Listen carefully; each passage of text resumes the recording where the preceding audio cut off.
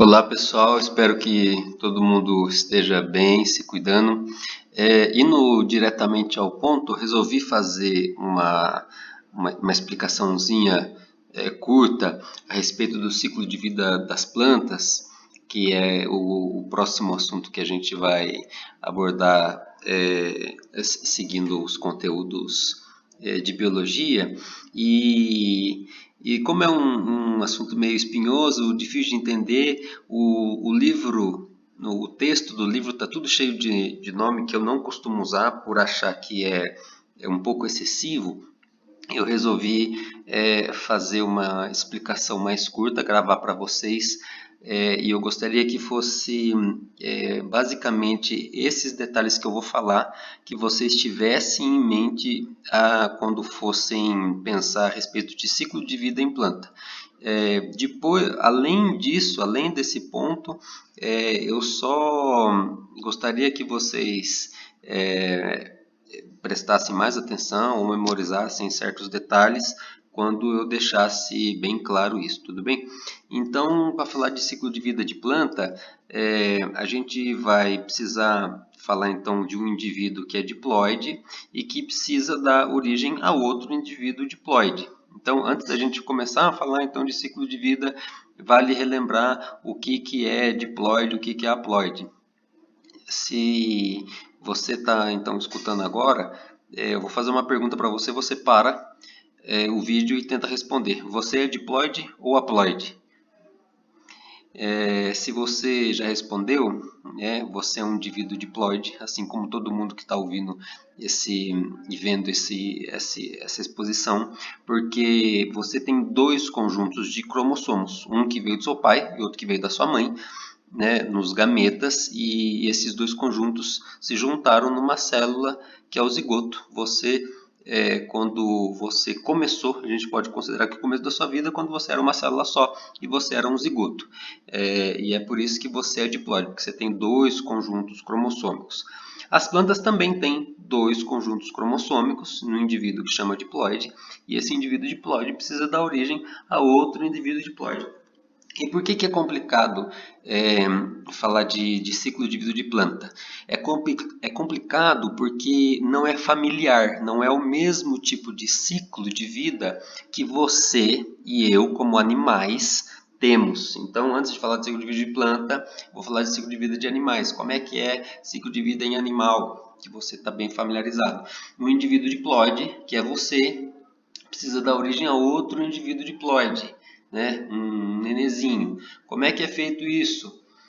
Bom, a gente, por meiose, a gente faz gametas que são haploides. Então, se a gente que é 2N faz células que são N, divide pela metade o número de cromossomos, esse tipo de divisão celular é a meiose. Então, quando dois gametas se juntam, esse processo se chama fecundação.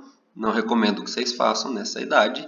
É o processo que vai originar, então, um novo nenezinho, um novo indivíduo que é diploide. Tudo bem?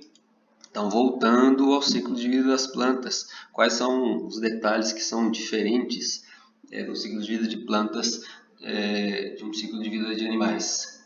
É porque nesse meio caminho está cheio de outras coisas diferentes do nosso ciclo de vida, que justamente por a gente não ser assim, é um pouco mais complicado de entender. Então vamos começar do início aqui, que como é um ciclo, pode ser de qualquer lugar, a gente vai começar do indivíduo que é 2N, o indivíduo que é diploide. O indivíduo diploide, ele vai fazer estruturas que são chamadas de esporos. Todas as plantas fazem isso, fazem esporos que são haploides. Então, se os esporos são haploides, N tem um conjunto cromossômico só, e o indivíduo que faz esses esporos são diploides, que tipo de divisão celular deve estar acontecendo aqui? Então, aqui é metade do conjunto cromossômico. Se você vai responder, para o vídeo aí para você pensar. Esse processo é um processo de divisão celular do tipo meiose. Então, por meiose, um indivíduo que é diploide vai fazer esporo que é haploide. E os esporos que são haploides, eles vão se desenvolver num outro indivíduo, né, que vai chegar à idade adulta, que é o indivíduo haploide. Essa é uma diferença brutal, super importante do nosso ciclo de vida de animais para o ciclo de vida de plantas. A gente não tem um outro indivíduo, não existe, por exemplo, um outro Renato que é N. Tem só um indivíduo, eu, por exemplo, Renato, indivíduo 2N. No meu ciclo de vida não vai ter nenhum outro indivíduo adulto que seja haploide. Você vai falar assim, mas a gente faz célula haploide, são os gametas. Mas as células não são indivíduos. As plantas têm dois tipos de indivíduos no ciclo de vida delas. Um que é diploide e outro que é haploide. E esses esporos, eles que vão dar origem ao indivíduo haploide, são esporos aqui, são estruturas celulares ou com poucas células. O processo que está envolvido aqui, para originar um indivíduo adulto haploide, é mitose. Então, os esporos germinam, formam um indivíduo que é haploide, e esse indivíduo haploide vai formar, então, gametas. E veja, olha o detalhe aqui, os gametas são haploides, são N. E o indivíduo que vai fazer os gametas também é N. Então, uma célula com um conjunto de cromossomos dá origem a gametas, a células que têm o mesmo conjunto, mesma quantidade de cromossomo, a mesma quantidade de DNA. Que tipo de divisão celular você acha que deve estar acontecendo aqui? Escapou meu dedo. É mitose, exatamente. Então, por mitose, o indivíduo haploide vai fazer gametas haploides. E aqui chega num ponto que é parecido com o ciclo de vida de animais, que dois gametas haploides, eles se juntam num processo que é de fecundação e formam novamente um indivíduo diploide e aí fecha o ciclo. Tudo bem? Muito bem. Então, resumidamente, isso aqui vocês devem ter sempre em mente, que um indivíduo diploide 2N faz esporo, e que esse esporo germina e forma um indivíduo haploide. O indivíduo haploide faz gameta, os gametas se juntam na fecundação e formam um indivíduo diploide, e assim por diante, num ciclo sem fim, né? O ciclo de vida das plantas.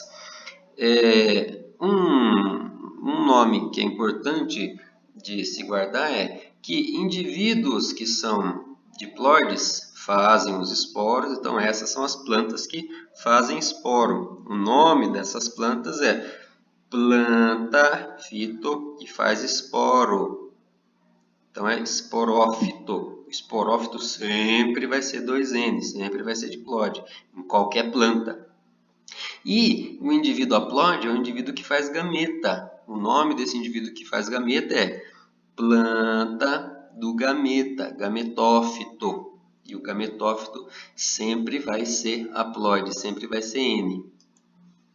Bom, se existem indivíduos diploides e haploides, uma das perguntas que a gente pode fazer é quem é quem.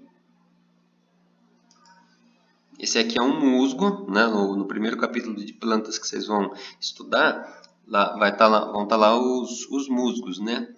Quando a gente pensa em musgo, o musgo que você pensa é essa parte aqui, não é? Essa parte verdinha.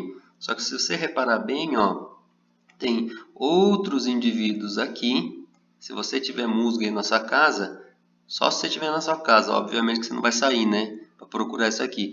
Mas se você tiver musgo na sua casa, talvez alguns musgos tenham como se fosse um penduricalinho aqui, para cima, com uma parte dilatada na ponta.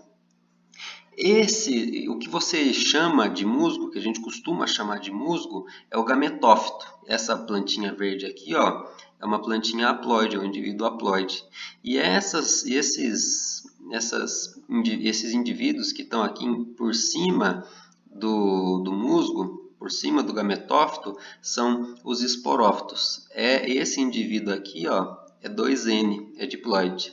Tudo bem? Não sei se vocês já tinham parado para olhar musgo de perto, mas em várias situações a gente consegue encontrar um outro tipo de indivíduo, que é o esporófito, né? O mais comum porque é o mais duradouro no ciclo de vida, é o gametófito, nos musgos, né?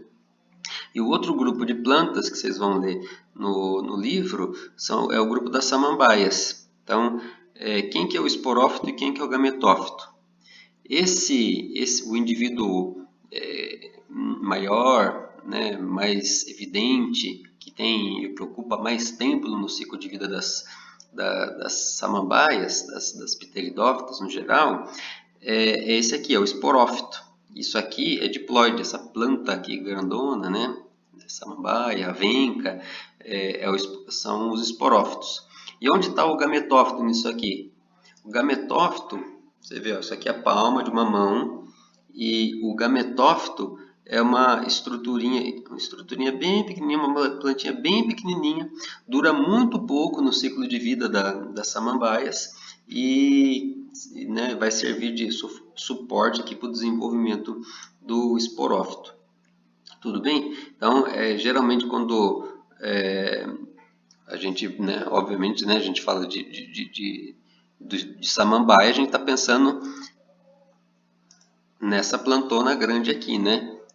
Pouca gente conhece essa plantinha pequenininha. Isso aqui já é uma parte do esporófito. Essa plantinha pequenininha aqui é um indivíduo haploide, que é o gametófito, que está presente no ciclo também das outras plantas, assim como nas samambaias também. Tudo bem? Então, bons estudos e boa leitura aí do capítulo do livro. Espero que fique mais simples. Não prestem atenção naquele mundo de nome que vai ter no livro-texto falando de a estrutura que forma o gameta, a estrutura que forma o esporo, com exceção de alguns poucos detalhes, vocês podem ignorar bastante dos nomes lá. Tudo bem? Até mais!